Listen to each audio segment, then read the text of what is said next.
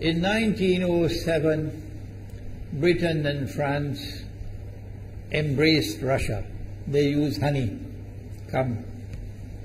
in a triple alliance, Britain, France and Russia. And the honey that they used to trap Russia was that if we win the war that's coming with the Ottoman Empire, you will get Constantinople, which is what Russia wants. But they promised Russia one thing through the front door, and they took it back through the back door, like what they did to the Arabs. These are people with PhDs in deception. If they tell you that the sun is shining, don't believe them. Go outside and look up in the sky, see whether the sun is shining. When the Russian army had fought in the First World War and had suffered the most losses, the brunt of the kill were Russians, and they were now winning the war, and the Ottoman Empire was collapsing, and the Russian army is only an arm's length away from Constantinople. They don't want Russia to get Constantinople. No. So what did they do? Russian Jews organized and executed the Bolshevik Revolution, which overthrew the Russian monarchy. They killed the Tsar and the whole family, overthrew the government, and took Russia out of the war. So the Russian army had to stop in its tracks and could not go to Constantinople. In other words, the Russian Jews stabbed Russia in the back. They did more than that. They brought communism. Communism is not Russian. These dum-dums don't understand that. Communism was created to destroy Russia. Why don't these dum-dums understand it? Communism is not Russian. Communism was created to destroy Russia, to destroy the Russian Orthodox Church. So they brought communism in the Soviet Union. And for the next 60, 70 years, this Zionist-created entity called the Soviet Union waged war on religion, waged war on the Russian Orthodox Church, killed the priests, closed down the monasteries and churches and so on. 60, 70 years. And then, when the appropriate time came and Israel came into being, it is this same Soviet Union which opened the doors for millions of Russian Jews to now migrate to Israel. If you go to Israel today, you might believe you're in Russia. So many people speaking Russian. These are the Russian Jews. And then the Soviet Union, 6 years after Israel came into being, did something strange and mysterious. Crimea is Russian territory. Crimea is a part of Russia. The Soviet Union decided to give Crimea as a gift to Ukraine. Why did they do that? The historians don't tell you. So let Imran tell you. They gave Crimea to Ukraine in order to stab Russia in the back one more time. Because if Russia loses Crimea, it will enhance Israel's security. The Russian Navy is based in Crimea, and there is a straight line from Crimea to Constantinople. To get out of the Black Sea and to get into the Mediterranean Sea, you got to pass through the Bosphorus. And the city of Constantinople is located right there on the Bosphorus. So they gave Crimea as a gift to Ukraine. They never bothered to consult the people of Crimea and get their consent. No. They never bothered to seek the permission of the Russian people. No. But Washington doesn't want to hear that. The foolish man who now sits in the White House of the United States, the foolish man who would like to pretend that he's a man of wisdom, he doesn't want to hear. But what are the rights of the Russian people? Were they not violated? Do they not have the right to correct Iran and recover the territory which was unjustly taken away from them on Israel's behalf? Obama doesn't want to hear that.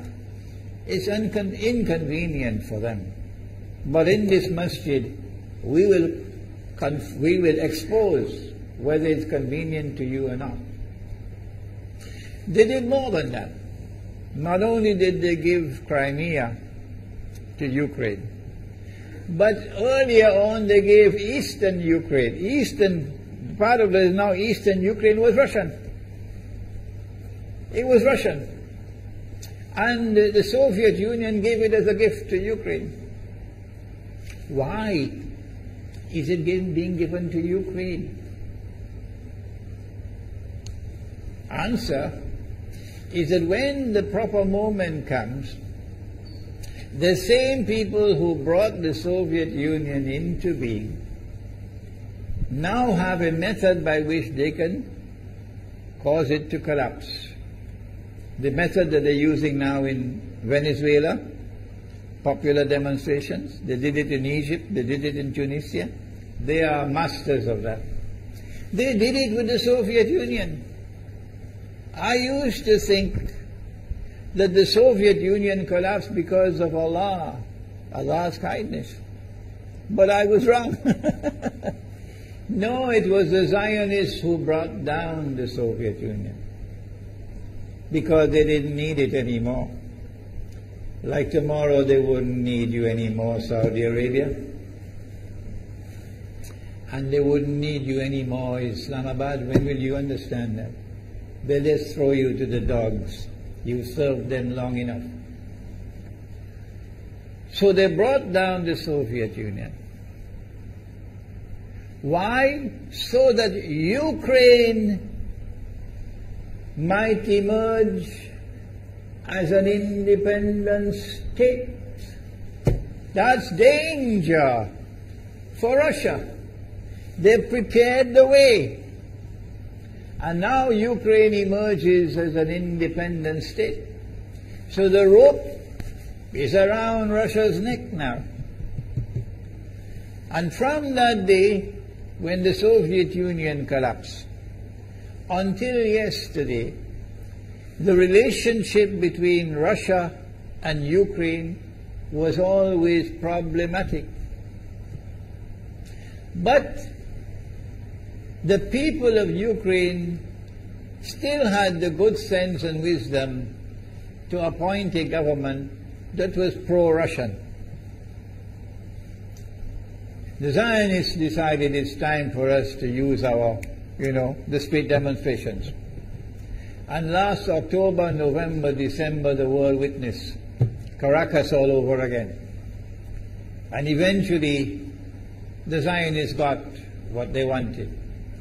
You have the money, and you can send in your special people, snipers who will kill, and so on, throw petrol bombs and so on.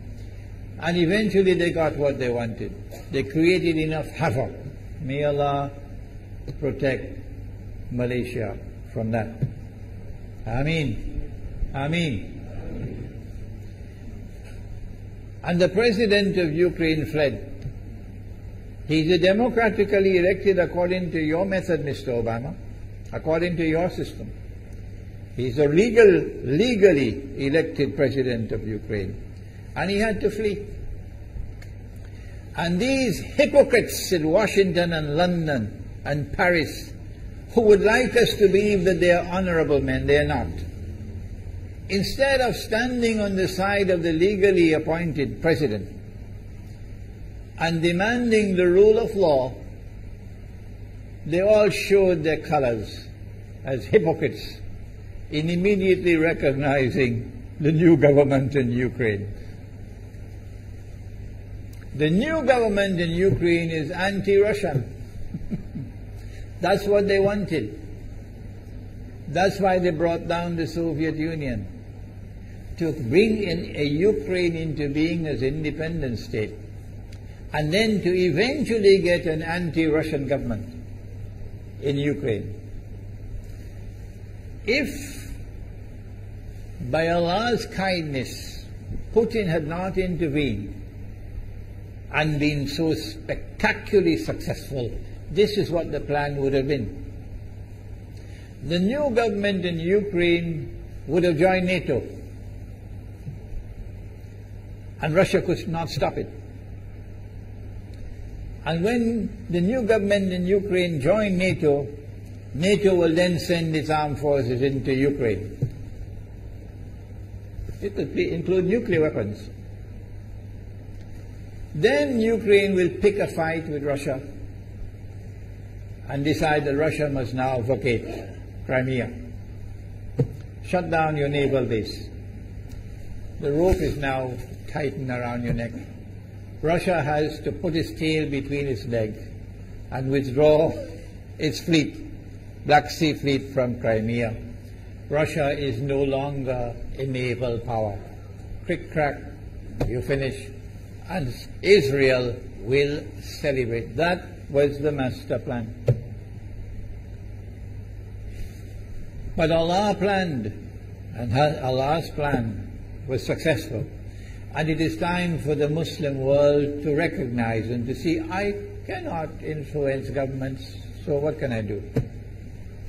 Don't bother, you waste your time with governments. But the people can understand that this was Allah's plan. They planned, the enemy planned for so long, and at the last moment Allah intervened.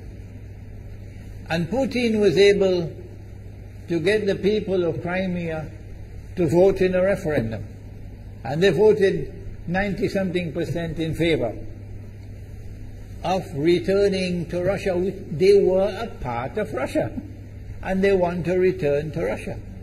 So Putin was successful in delivering to the Zionist movement the first defeat it has ever suffered, significant defeat in the more than 100 years since the Zionist movement was established.